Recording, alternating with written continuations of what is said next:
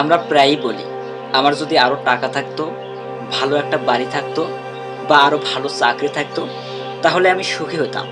কিন্তু সত্যি কি তাই? ইসলাম আমাদের শিখিয়েছে আসল সুখ জিনিসে নয়, বরং সন্তুষ্টিতে। যে অবস্থায় আছি সেই অবস্থায় আলহামদুলিল্লাহ বলা, এটাই প্রকৃত সুখ। আল্লাহ তাআলা কুরআনে বলেন, তোমরা যদি আল্লাহর নিয়ামত গুনতে চাও, কখনই তা শেষ করতে পারবে না। আমাদের চোখ, কান, হাত, পা এগুলোই এমন নিয়ামত যা কোটি টাকা দিয়ে কেনা সম্ভব নয়, অথচ আমরা এগুলোর কদর করি না। কিছু মানুষ হাসপাতালে দিনের পর দিন শ্বাসের জন্য লড়ছে, আর আমরা বিনা খরচে বিনা যন্ত্রে নিঃশ্বাস নিচ্ছি। আজ যেটা আমাদের কাছে সাধারণ মনে হয়, সেটাই অন্য কারো জীবনে সবচেয়ে বড় স্বপ্ন।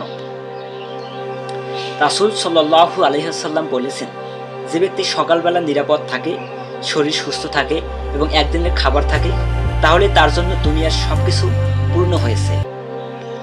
খাবার, নিরাপত্তা আর সুস্থতা এগুলো থাকলেই একজন মানুষ ধনী। কিন্তু আমরা প্রায়ই অন্যের বিলাসিতা দেখে নিজেদের অভাবী মনে করি। দেখুন, গ্রামের মানুষ সামান্য আয়ে খুশি থাকে, শহরে হয়তো কোটি কোটি টাকা আছে, কিন্তু মানসিক শান্তি নেই। তাই ইসলাম আমাদের শিখিয়েছে, কোনো অবস্থাকে ছোট মনে করো না, কারণ সেটাও আল্লাহর দেয়া এক বড় নিয়ামত। রাসূল সাল্লাল্লাহু আলাইহি ওয়াসাল্লাম বলেছেন, তোমাদের চেয়ে যারা নিচে আছে তাদের দিকে তাকাও, যারা উপরে আছে তাদের দিকে তাকিও না। এতে তোমরা আল্লাহর নিয়ামতকে হেলাফেলা করবে না।